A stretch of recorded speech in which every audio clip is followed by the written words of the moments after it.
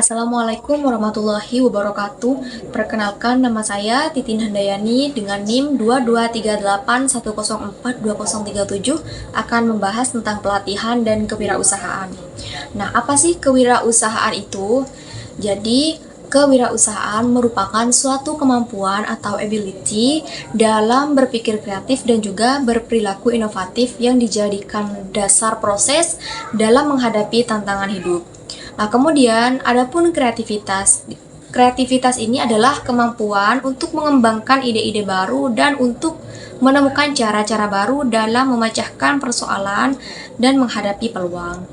Nah, selanjutnya yaitu keinovasian. Keinovasian ini adalah sebagai kemampuan untuk menerapkan kreativitas dalam rangka memecahkan persoalan-persoalan dan peluang untuk mempertinggi dan meningkatkan taraf hidup. Kemudian, adapun tujuan dari kewirausahaan ini diantaranya yang pertama yaitu meningkatkan inovasi dan kreativitas. Kewirausahaan mendorong orang untuk menciptakan solusi baru, produk, atau layanan yang dapat memenuhi kebutuhan pasar atau bahkan menciptakan pasar baru.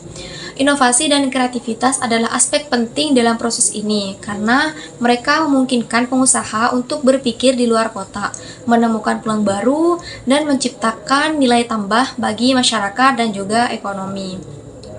Kemudian yang kedua yaitu mengembangkan ide dan cara baru.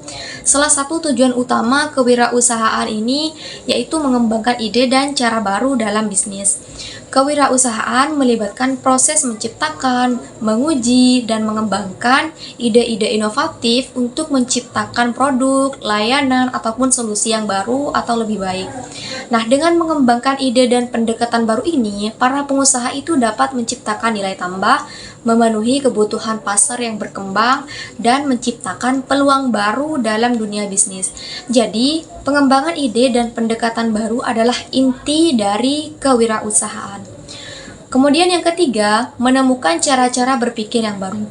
Nah, pengusaha seringkali harus berpikir kreatif dan mencari solusi yang inovatif untuk mengatasi tantangan dan masalah dalam bisnis. Dengan menggali cara-cara berpikir yang baru, mereka itu dapat menemukan peluang yang belum terpikirkan sebelumnya dan akhirnya menciptakan nilai tambah dalam pasar. Jadi, kewirausahaan seringkali melibatkan eksplorasi cara-cara berpikir yang inovatif dan di luar konvensional. Selanjutnya yaitu sasaran kewirausahaan. Di antaranya yang pertama imigrasi wirausaha, artinya kaum pendatang yang memasuki suatu daerah untuk memperoleh pekerjaan, sehingga mereka lebih leluasa memilih pekerjaan yang sifatnya informal. Yang kedua, wirausaha paruh waktu, yakni orang yang mengisi waktu luang agar mereka menjadi pengusaha besar dengan tidak mengorbankan pekerjaan pokok. Yang ketiga, pengusaha rumah tangga, seperti contoh seorang ibu rumah tangga yang memulai kegiatan bisnisnya dari rumah tangga, yang kemudian akhirnya usaha mereka semakin maju. Yang keempat, wirausaha pemula. Nah, usaha seseorang untuk menciptakan pembagian pekerjaan dan juga sekaligus menjadi penanggung jawab dari usaha tersebut. Selanjutnya yaitu karakteristik kewirausahaan, diantaranya yang pertama, mulai dari kepribadian, yaitu seperti sikap kreatif, disiplin diri, kepercayaan diri, keberanian dalam menghadapi risiko, memiliki dorongan dan kemauan yang kuat. Yang kedua, yaitu kemampuan hubungan, diantaranya indikator, komunikasi, dan hubungan antar personal, kepemimpinan, dan manajemen. Yang ketiga, pemasaran, artinya kemampuan dalam menentukan produk dan harga, periklanan, dan promosi. Yang keempat, keahlian dalam mengatur, yakni penentuan tujuan, perencanaan, dan penjadwalan, serta pengaturan pribadi. Yang kelima yaitu keuangan, yaitu sikap terhadap uang dan cara mengatur keuangan. Selanjutnya ada syarat-syarat pengembangan kewirausahaan.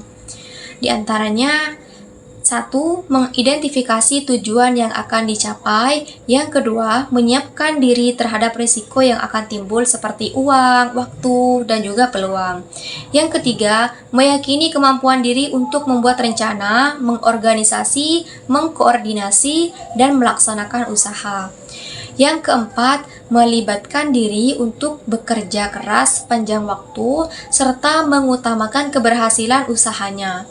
Yang kelima, berupaya secara kreatif disertai keyakinan untuk menjalin dan mengembangkan hubungan dengan pihak-pihak yang berpengaruh terhadap usahanya. Next, yaitu tentang pelatihan kecakapan hidup dalam membangun perilaku kewirausahaan. Nah, apa sih kecakapan hidup ini? Jadi, kecakapan hidup merupakan kemampuan, kesanggupan, dan keterampilan yang diperlukan oleh seseorang untuk menjalankan kehidupan dengan nikmat dan bahagia.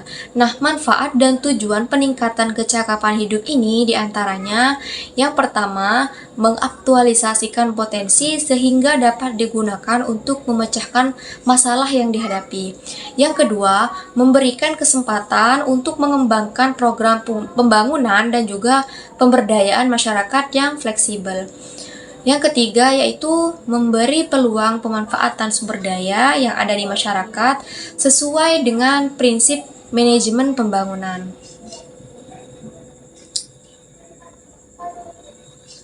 Adapun beberapa kategori kecakapan hidup, yaitu diantaranya yang pertama ada fisik, artinya dapat diukur dari derajat keterampilan. Yang kedua akal, artinya variasi daya pikirnya deduktif, induktif, ilmiah, rasional, kritis, kreatif, dan sistem.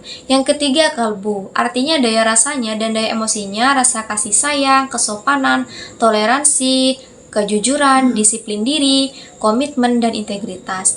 Yang keempat, spiritual, artinya derajat keimanan dan ketakwaan terhadap Tuhan Yang Maha Esa.